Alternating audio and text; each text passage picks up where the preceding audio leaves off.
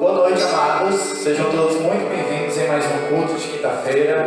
Para você que está nos visitando, você também tem a oportunidade, juntamente conosco, de adorar, de louvar a esse Deus que é grande. E Ele é grande porque Ele tem feito maravilhas em nosso meio, porque Ele tem te dado e me dado a proteção necessária para viver nesses tempos difíceis que nós estamos vivendo. E a música que nós iremos cantar, o refrão dela diz que uma só palavra que Deus mandar vai fazer a minha vida mudar. Então a última palavra, ela vem do Senhor. Vamos cantar.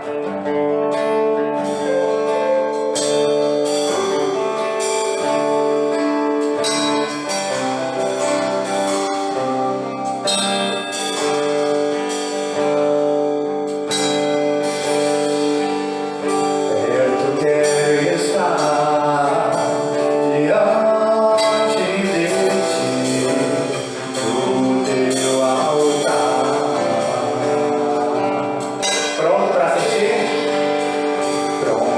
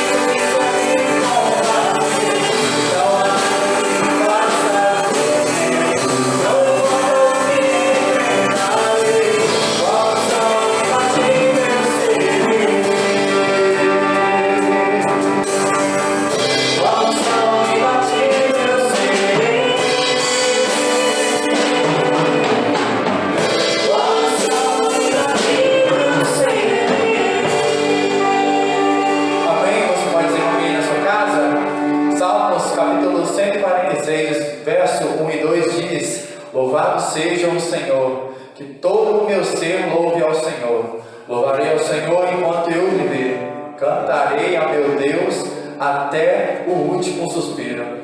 Que esse versículo possa ser uma verdade na minha e na sua vida, que possamos adorar, render ao nosso Deus o nosso melhor louvor até o último dia, até um dia que nós estaremos juntos no céu e desfrutaremos do gozo eterno. Eu te busco, te procuro a Deus. Senhor, te quero ouvir a tua voz. Senhor, te quero mais e mais.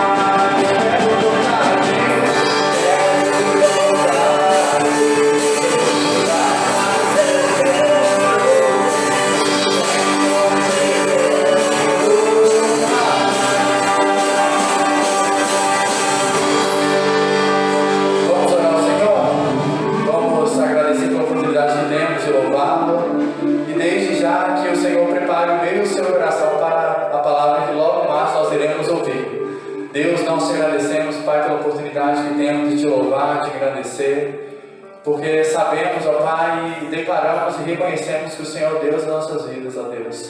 Abençoe, ó Pai, neste momento o nosso irmão, nosso amigo, o visitante, ó Pai, que está nos ouvindo neste momento. Que a bênção, ó Pai, que a proteção possa estar assim como nós com eles também, Senhor. Continue nos abençoando, nos dando um resto de semana na Tua presença, em nome de Jesus. Amém.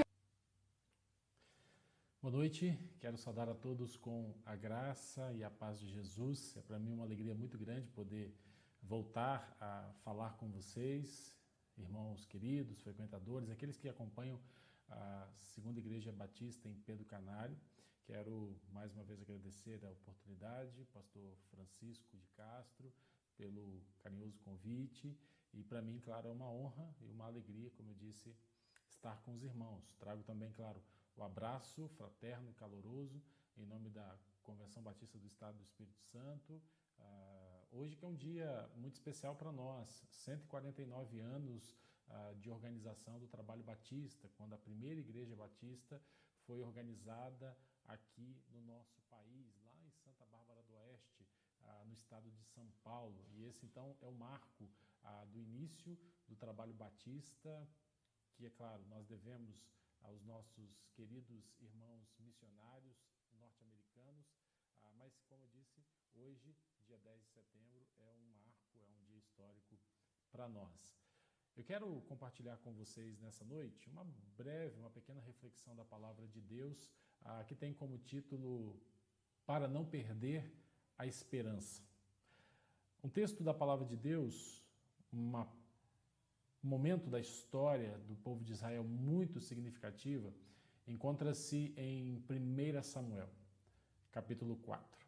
Ali nós encontramos um dos relatos mais trágicos da história do povo de Israel. O povo de Deus foi violentamente atacado e derrotado pelos filisteus nos derredores de Ebenezer, um vilarejo da cidade de Efraim, que consta então a história, o relato bíblico, que 30.000 pessoas foram mortas e, além das mortes, a Arca da Aliança, que simbolizava a presença de Deus, foi levada então pelos inimigos filisteus. E isso, claro, causou uma grande comoção no meio de todo o povo.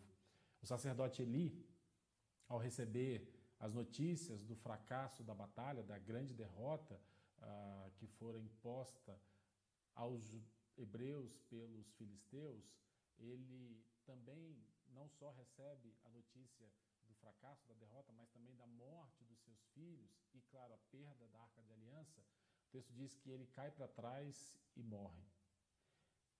Uma das esposas de um dos seus filhos, ou seja, a sua nora, movida pelas dores de parto, dá à luz a um filho e o chama de Icabô, ou Icabode, que significa foi-se a glória de Israel. 1 Samuel capítulo 4, no verso 22.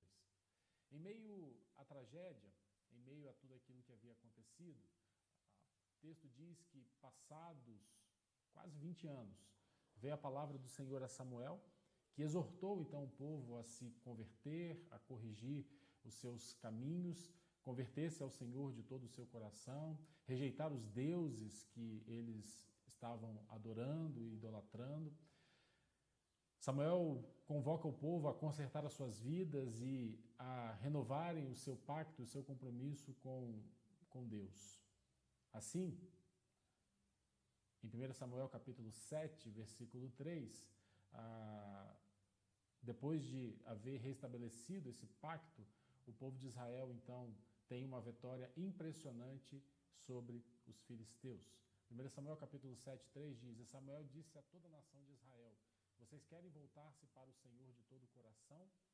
Livrem-se, então, dos deuses estrangeiros e das imagens de Astarote, consagrem-se ao Senhor e prestem culto somente a Ele, e Ele os libertará das mãos dos filisteus. Depois daquela grande vitória que agora eles obtiveram, passados 20 anos depois daquela derrota ali nos arredores de Ebenezer, Samuel então ergue um memorial a Deus, que significa, e ele chama aquele memorial, de Ebenezer, que significa pedra de ajuda. E esse, como eu disse, era o nome do vilarejo próximo a qual o povo havia sido atacado e abatido. Naquele momento trágico da história de Israel, aquele momento em que a arca foi perdida. É interessante notar então que Samuel olha para trás e ele lembra, sim, com amargura aquela derrota, mas também ele reconhece que a vitória que eles haviam obtido naquele momento, ou a vitória do presente, havia sido dada por Deus. Samuel toma uma pedra como memorial e lhe dá o nome de Ebenezer, que também significa até aqui nos ajudou o Senhor. E isso está em 1 Samuel capítulo 7, versículo 12. O texto diz: Então Samuel pegou uma pedra e ergueu entre Mispá e Sem e deu-lhe o nome de Ebenezer, dizendo: Até aqui o Senhor nos ajudou. Talvez pareça estranho Samuel ter dado ao memorial de vitória o local de derrota, ou seja, o vilarejo Ebenezer. Ebenezer ainda estava na lembrança do povo como um momento de dor, como um momento de sofrimento, como um momento de vergonha, como um momento de derrota. Talvez a gente pudesse pensar que o nome mais apropriado para aquele memorial fosse Mispá, ou seja, o local onde Samuel sacrificou ao Senhor e o povo se encontrava quando eles foram atacados novamente pelos filisteus, mas agora eles haviam obtido uma estrondosa vitória. Ou ainda talvez Bet-Car, onde os últimos inimigos, os últimos filisteus foram perseguidos e finalmente derrotados. Talvez esses fossem nomes mais apropriados, não é verdade? Mas o texto diz que Samuel decidiu colocar o nome daquele memorial de Ebenezer, onde eles sofreram aquela primeira e terrível derrota. E eu penso que Samuel, ao dar o nome Ebenezer, ele olhava para 3 direções, que eu creio, que eu imagino, que devem ser também as direções para a qual nós devemos olhar, nós devemos mirar, para que nós não possamos perder a esperança. Porque, em primeiro lugar, Ebenezer nos faz olhar para o passado. Ao erguer aquele memorial, Samuel parece que enxerga a mão de Deus não apenas na vitória, mas também na derrota. Não apenas nos momentos de glória, mas também nos momentos de fracasso. Não apenas nos momentos alegres, mas também nos momentos tristes. Não apenas no consolo, mas também na disciplina. Não somente quando ele abraça, mas também quando ele corrige. Ebenezer nos leva a olhar para trás e reconhecer, meus irmãos, que em meio às terríveis batalhas da vida, em meio às perguntas que não são respondidas, em meio às dores, às lutas, às frustrações, às angústias, Deus não se ausentou. Deus não virou as costas para nós, Deus não nos abandonou. Ebenezer, que nos faz pensar e nos olhar para o passado, nos lembra que Deus esteve conosco nos dias bons, mas também nos dias maus. Que a sua mão trouxe consolo, mas também trouxe disciplina para as nossas vidas. Que a sua presença nos acolheu, mas também nos confrontou. As tragédias, elas nos levam ao pranto. Porém, em tudo, precisamos lembrar, até aqui nos ajudou o Senhor. Talvez quando você olhe para o seu passado, essas marcas, as marcas da derrota, das angústias, das dores, dos sofrimentos, são aquilo que mais lhe saltam aos olhos do coração, na memória. Como é que você percebeu a ação de Deus na sua vida nesses momentos, nessas situações? Ao dar aquele memorial ao nome de Ebenezer, Samuel estava convidando o povo a olhar para trás, a olhar para o passado e reconhecer que mesmo nos momentos mais difíceis da história do povo de Israel, o Senhor esteve ali com eles. Mas Ebenezer também nos faz olhar para o presente.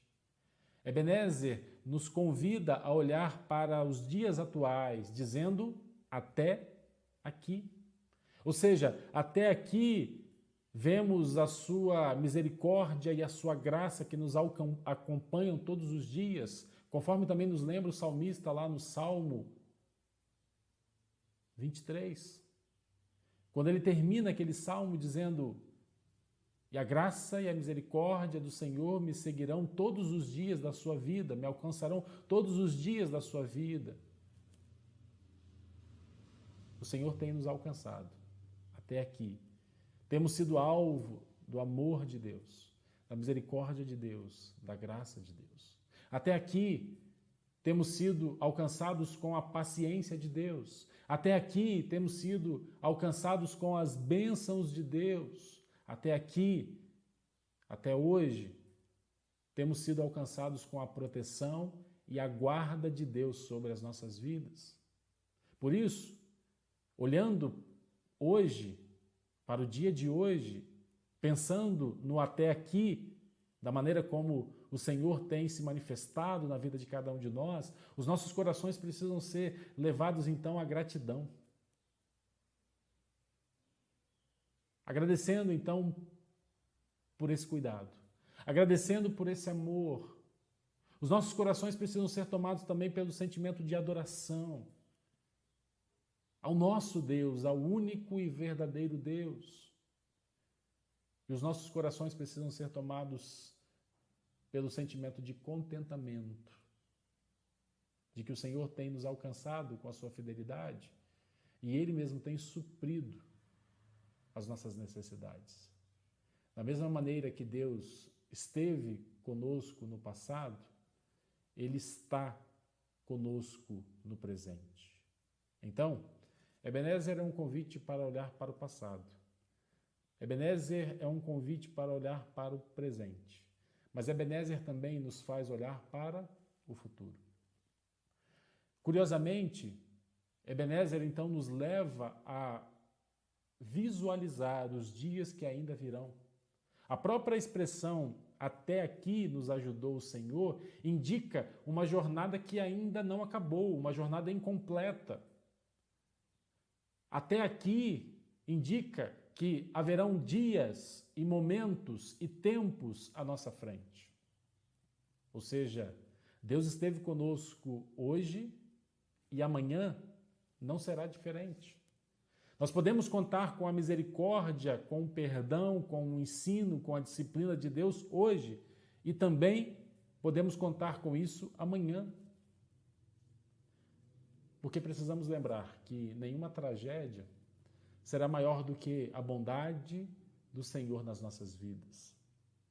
O salmista, no Salmo 139, versículos de 8 a 12, ele diz: "Se eu subir aos céus, lá estás, e se eu fizer a minha cama na sepultura, também lá estás. Se eu subir como asas da alvorada e morar na extremidade do mar, mesmo ali a tua mão direita me seguirá e me susterá. Mesmo que eu diga que as trevas não me encobrirão e que a luz se tornará noite ao meu redor, verei que nem as trevas são escuras para ti. A noite brilhará como o dia, pois para ti as trevas são luz." Nada escapa do olhar de Deus.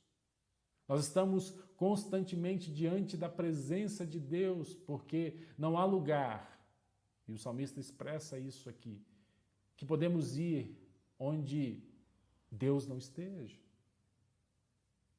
Meus irmãos, é maravilhoso saber que nós podemos contar com a ação de Deus sobre as nossas vidas. A promessa que Jesus fez, uma das últimas promessas que Ele faz antes de ascender aos céus, depois de haver ressuscitado, foi a promessa que nós encontramos em Mateus capítulo 28, verso 20, onde Ele diz: "Eu estarei sempre com vocês, até o fim dos tempos." Eu não sei como é que está o seu coração hoje. Pode ser que ele esteja desesperançado. Talvez a sua alma esteja desanimada, esteja abatida diante de um tempo, diante de um período de tantas incertezas, como é o tempo em que nós estamos vivendo. Talvez você esteja enfrentando oposições na sua vida. Talvez você esteja passando por um tempo de privações. Mas eu quero convidar você a confiar no Senhor. Eu quero convidar você para que você possa refletir na ação de Deus na sua vida no passado e no presente. E isso levará o seu coração a ter a esperança e a confiança de que Ele continuará agindo também no futuro. É Deus quem sustentou você até aqui. É Ele quem continuará sustentando você ao longo da sua vida, ao longo da sua jornada. E sem dúvida nenhuma, quando nós olhamos para o passado e para o presente e vemos a ação de Deus contínua sobre as nossas vidas, nós podemos olhar para o futuro tendo uma esperança renovada, pois Ele continua sendo o mesmo, pois Ele continua sendo bom, pois Ele continua sendo o Ebenezer. Até aqui nos ajudou o Senhor. Até aqui nos ajudou o Senhor, nos faz então olhar para Deus. E esse, como eu disse, é um chamado à gratidão, um chamado à fé, um chamado à esperança.